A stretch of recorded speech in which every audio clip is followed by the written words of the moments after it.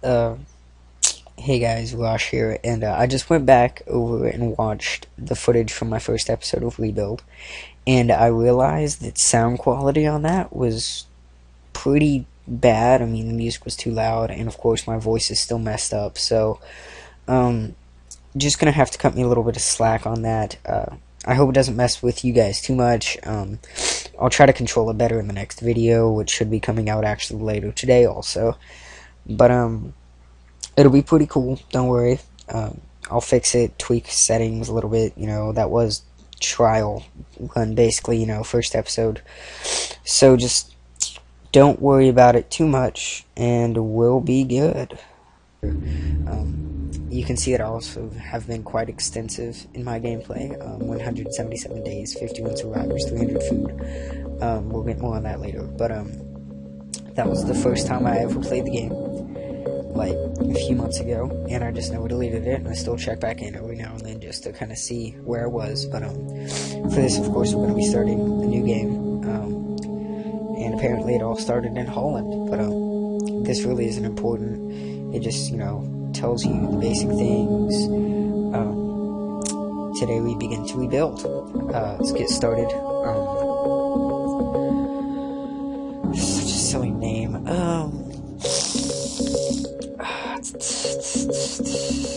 I don't know, what's a good name, kids? Hampton,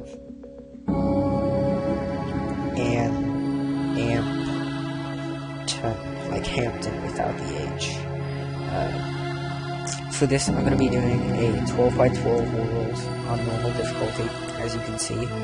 Just basically not too hard, but not too easy either, normal. And a bigger map size also makes it a little bit more difficult, so that just adds more to it. Leader, of course, is going to be Rosh, because, yeah, that's how it rolls, I'm just going to start. I'm not going to read these, just going to go ahead and skip tutorial, because I already know how to play the game. But, yeah, it's basic. I'll try to explain everything as best I can here in episode 1, but just to get started, basically, basic controls. If an area is highlighted in red, as you can see here with this here graveyard, or the Allmart over here, also this graveyards always are full, that shows areas that are like disturbing, like hazardous, basically, that you need to dumb down, or it's gonna be extremely dangerous. Anyway, so you can see up here I have 12 survivors, 150 food. If you hover over food, good lord, if you hover over the food, it'll show you all the question marks and stuff that tells you where food is. Like right here we have lots of food, here we have a survivor. That's pretty interesting. And some food, survivor and some food. We'll get more on that later, but I'm going to go ahead and kick things off here just to get the basics. You can click up here on your city name, Hampton without the H, and it'll tell you difficulty, normal, your food supplies, how much food you gain or use per day, how many farms you have, and how much food you produce each, happiness, which becomes really important later, survivors, how much room you have, how much space you have, how many untrained survivors you have, how many survivors are doing things, your defense rate. That's about it on that. Okay, so I'm just gonna go ahead and crack right on with this.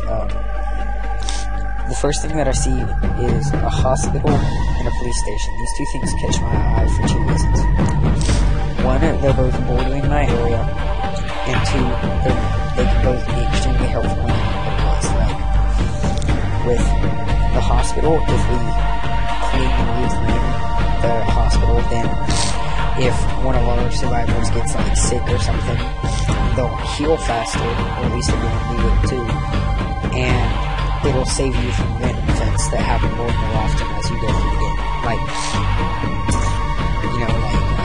if somebody steps on a nail, which can happen, then they'll get healed right up, and it'll only take a day. My heater just kicked on, if you can hear that. And so that's extremely nice to have, because it can save you from death. the police station increases your total defense, which is extremely nice. It's not by much, but it still helps. So I'm going to go ahead and start right here, and I'm going to get the hospital first, just because we're pretty early on in the game. There's no real use to get the police station yet, because nothing too bad is happening. Right here's your danger, how long it will take, and how many people you need. Ginseng, yeah, I've had that guy before. I try to keep my danger below 10%. I'm gonna go ahead and send all 3 of my soldiers out for 2 days, and see if we can clean this hospital out. And then, if we do, that'll be amazing. Farms you can replace with suburbs to have more housing, and suburbs you can replace with farms to have more food. But those take quite a long time to replace, and it's not really worth it until later in the game. I'm also just gonna check out this police station just a little bit. Yeah, it's not really worth it right now. Okay, so I'm just gonna ignore that. I'm gonna check on guard duty. We have 1 person on duty, which automatically gives you Frank Kelly. I'm just gonna leave him up there because it's not really important. Yeah, that exclamation point for some reason. And with that, I'm going to go ahead and wrap up day 1 and see if anything happens that night. Alright, nothing happened day 1, so we're good unless you want to micromanage anymore on that day. I'm good to go ahead and end up day 2. Well, we actually just lost our first person to kill 4 zombies, which really sucks. But, you know, this is the apocalypse. You can't really mourn. So, I think because I skipped this tutorial, it totally booted me straight out there, which made the game a little bit harder from the start, but that's okay, because I should be pretty okay. I have 23 zombies around the fort. Quite a few of them are probably coming from there. One thing that I definitely want to get really fast is a school, because that way I can train my untrained and rather useless survivors to be whatever I want.